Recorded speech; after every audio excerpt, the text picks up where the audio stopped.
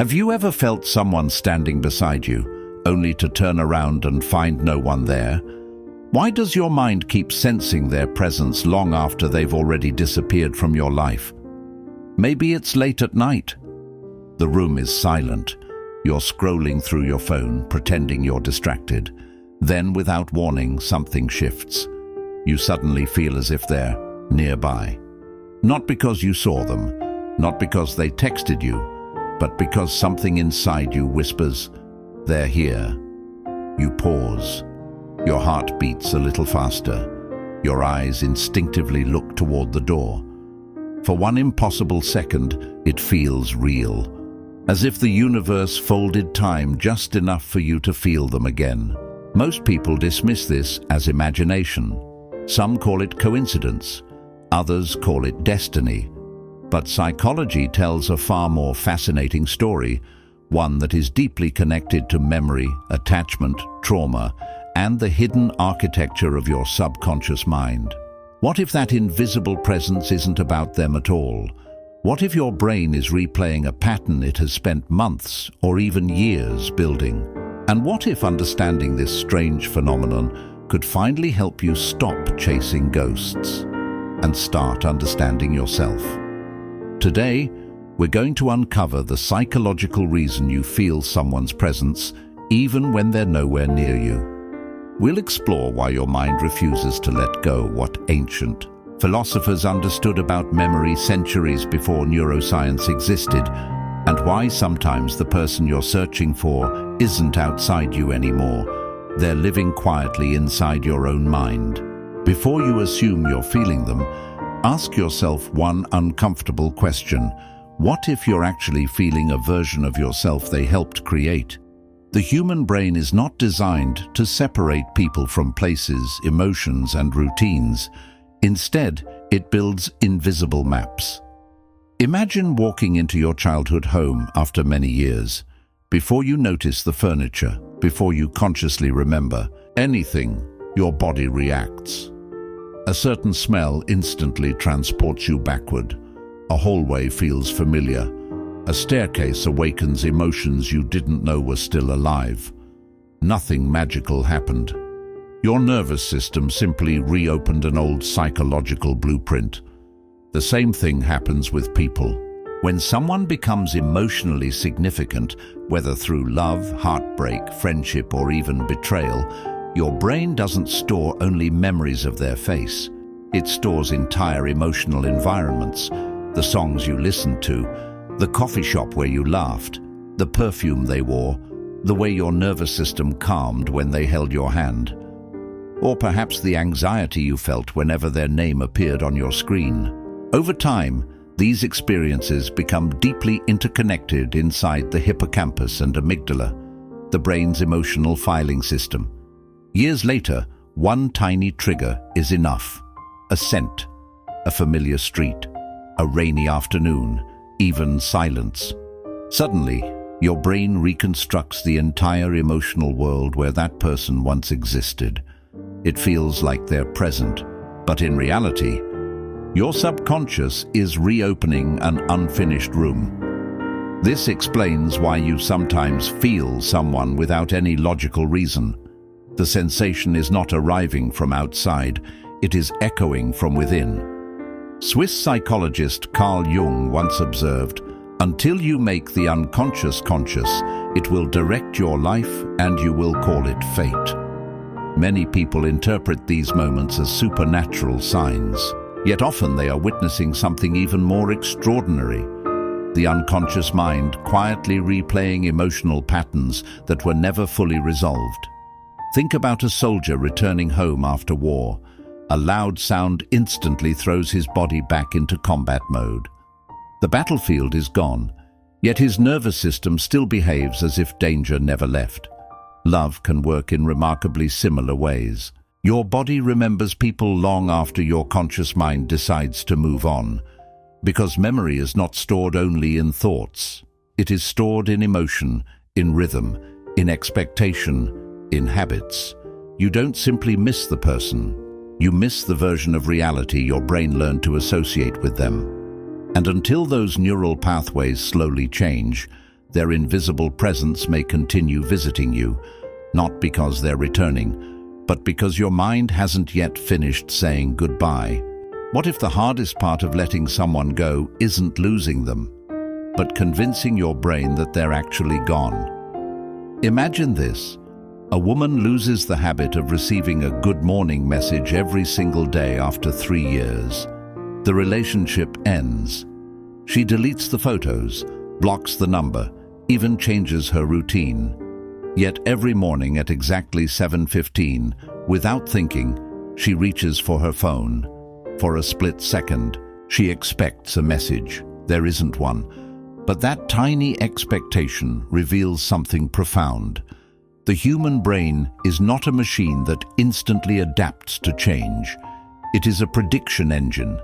Every second of your life, your mind is quietly guessing what will happen next, based on what has happened thousands of times before. The more consistent an experience becomes, the more deeply your brain treats it as reality. This is why psychologists often say that attachment is not only emotional, it is neurological. When someone becomes part of your daily emotional rhythm, your brain begins to include them in its model of the world. Their voice becomes expected. Their presence becomes normal. Their reactions become part of how your nervous system regulates itself. Then one day, they're gone. But your brain doesn't erase years of programming overnight. It continues making the same predictions. It still expects them to walk through the door. It still imagines hearing their laugh in a crowded room. It still turns its attention whenever someone who looks like them passes by. Not because you're weak, not because you're obsessed, because your mind is running yesterday's map inside today's reality. Neuroscientists sometimes describe the brain as an organ that hates uncertainty more than almost anything else. When reality changes too quickly, the mind often fills in the missing pieces using memory. This explains why you may swear you heard their footsteps in your hallway, why their name seems to appear everywhere, why certain dreams feel so vivid that waking up feels like losing them all over again. Your subconscious is trying to reduce the gap between expectation and reality. It keeps asking a silent question. If they were always here before, where did they go? Until that question is answered emotionally, not just logically, the illusion continues. This is why attachment theory, developed by John Bowlby, remains one of psychology's most powerful explanations for grief and longing. Bowlby believed that humans are biologically wired to seek closeness with important people because attachment is connected to survival itself. When an attachment figure disappears, your nervous system doesn't simply become sad, it becomes confused. Think of a child in a supermarket who suddenly loses sight of a parent. For a few terrifying moments, the child's entire body reacts as if the world is unsafe. The parent may only be one aisle away, but the child's brain cannot yet confirm that. Adults experience a quieter version of the same mechanism. Only instead of crying in a supermarket, we replay conversations. We reread old messages. We revisit places. We check social media. We wonder if they're thinking about us. Not because these actions bring them back, but because our nervous system is desperately searching for certainty. The ancient Marcus Aurelius understood something surprisingly similar when he wrote, "The soul becomes dyed with the color of its thoughts." What you repeatedly think about slowly becomes the emotional atmosphere you live inside. The more often your mind revisits someone, the stronger their psychological presence becomes. Eventually, you are no longer responding to the real person. You are responding to an internal version your mind has carefully preserved. And this is where many people become trapped. Because memories are not recordings, they are reconstructions. Every time you remember someone, your brain quietly edits the story. It softens certain moments, exaggerates others, removes uncomfortable truths, and highlights the feelings you miss the most. Over time, the person in your mind, become. You stop longing for reality. You begin longing for a beautifully edited version of it. That is why some people feel someone's presence years after they've left. Not because love refuses to die, but because the mind keeps rebuilding an emotional home that no longer exists outside of itself. And until you recognize this invisible process, you'll continue searching for echoes, believing they're signs. When in truth, they're often reflections of a brain that is slowly, painfully, learning a completely new version of reality. Sometimes the person who won't leave your mind isn't the one who walked away. It's the unfinished part of you that still waits where they left you. There is a strange truth about the human mind that few people ever recognize. You don't always carry people. Sometimes, people become the mirror through which you see yourself. And when they disappear, they don't simply leave an empty space. They take a version of your identity with them. This is why the silence after someone's absence often feels louder than their presence ever did. Because you're not only grieving the relationship, you're grieving the person you believed you were when they were beside you. Perhaps you were more confident. Perhaps you laughed more easily. Perhaps you dreamed bigger because someone believed in you. Or perhaps the opposite is true. Maybe they constantly criticized you. Maybe you spent years trying to earn their love. Maybe every conversation left you feeling smaller, yet somehow you still feel them. Why? Because the deepest emotional bonds are not always built on love. Sometimes they are built on unfinished psychological patterns. Swiss psychologist Carl Jung believed that every meaningful relationship awakens hidden parts of our unconscious. He called many of these hidden aspects the shadow, the pieces of ourselves we ignore, suppress, fear, or desperately hope someone else will heal. This is why certain people feel almost magical when they enter our lives. They seem to complete us. They understand us. They awaken emotions we never knew existed. But what they often awaken was already inside us. They simply held up a mirror. When they leave, the mirror disappears, but the reflection remains. And that reflection begins haunting your thoughts. Think about an old theater after the audience has gone home. The actors are gone. The lights are off. The stage is empty. Yet if you stand there long enough, you can almost hear the applause, almost hear the dialogue, almost feel the energy that once filled the room. Nothing supernatural is happening. The space has simply absorbed an emotional memory. Your mind works in much the same way. It preserves emotional echoes, not because it wants to torture you, but because it doesn't know whether the story has truly ended. Psychologists call this the Zeigarnik effect, our tendency to remember unfinished experiences far more vividly than completed ones. Think about the conversations you never had, the apology that never came, the goodbye that felt incomplete, the future you imagined together but never lived. Your brain keeps reopening these files because, psychologically, it still labels them as unfinished. This is why you can forget hundreds of ordinary days. Yet remember one painful conversation from years ago with astonishing clarity. Completion brings peace. Uncertainty keeps memory alive. This is also why betrayal often leaves a deeper psychological imprint than mutual separation. When someone leaves without explanation, your mind creates thousands of imaginary endings. It becomes a novelist writing endless versions of the same story. Maybe if I had said this, maybe they secretly miss me. Maybe one day they'll return. These questions aren't signs that fate is speaking. They're evidence that your subconscious is searching for closure. The philosopher Friedrich Nietzsche once wrote, "Invisible threads are the strongest ties." Most people interpret this as romantic. Psychologically, however, those invisible threads are often unfinished emotions, unanswered questions, and identities that never fully healed. The irony is that many people spend years believing they're waiting for someone else, when in reality, they're waiting for themselves, waiting to become whole without needing the other person to complete the sentence of their life.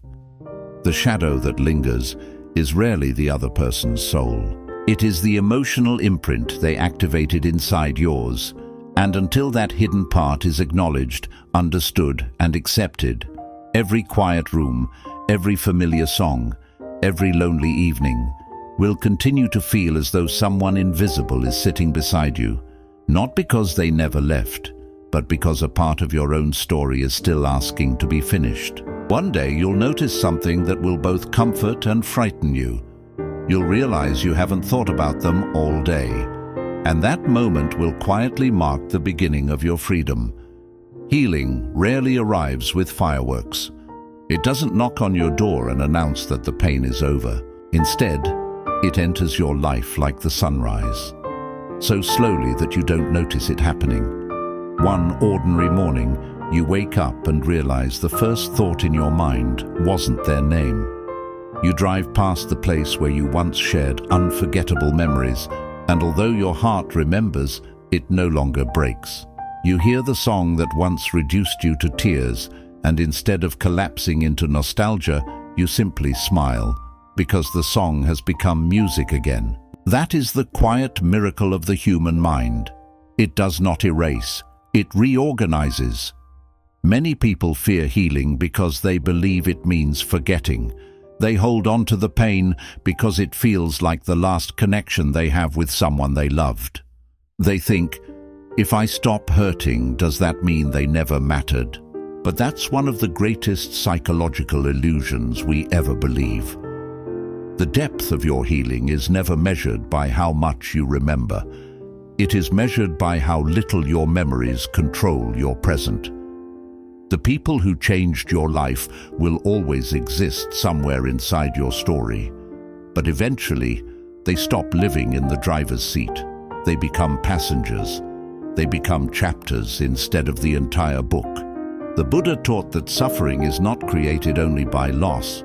It is created by attachment to what no longer exists. We often misunderstand this teaching. It doesn't ask you to stop loving.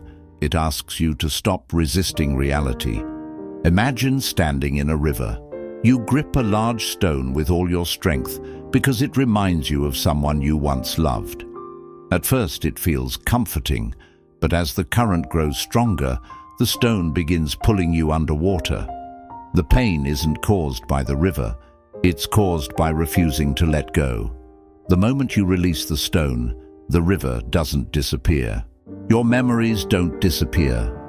The love doesn't disappear. But you finally begin to float. That is what acceptance feels like. Psychology agrees with this wisdom. When you stop fighting your emotions, when you stop judging yourself for missing them, when you stop interpreting every dream as a sign, every coincidence as destiny, every memory as proof that you should go back, your nervous system gradually learns that the danger has passed. The brain rewires itself. The emotional pathways that once screamed their name begin to quiet. New experiences create new associations. New conversations replace old silences. New laughter slowly fills the empty spaces that grief once occupied. Neuroplasticity, the brain's remarkable ability to change, reminds us of something deeply hopeful. You are not imprisoned by the emotional patterns of your past. Every day you choose to live, to connect, to create, and to grow. Your mind builds new pathways that no longer depend on someone else's presence. This is why healing can feel almost invisible. Nothing dramatic happens.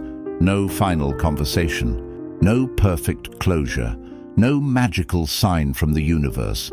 Just thousands of small moments in which your mind quietly chooses life over longing. And then one day you remember them, without waiting for them. You smile, without wishing they were beside you. You tell their story, without reopening your wound. That is not forgetting. That is transformation. The Stoic philosopher Epictetus once said, "It's not what happens to you, but how you react to it that matters." Perhaps the greatest lesson hidden inside every goodbye is this: people come into our lives for many reasons. Some teach us how deeply we can love. Some teach us what we must never tolerate again. Some awaken parts of us we never knew existed.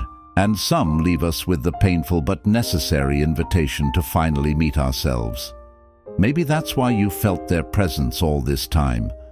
Not because they were reaching out from somewhere beyond. Not because fate refused to separate your paths. But because your own mind was gently asking you to return to the person you abandoned while trying to hold on to someone else. The presence you kept searching for was never entirely theirs.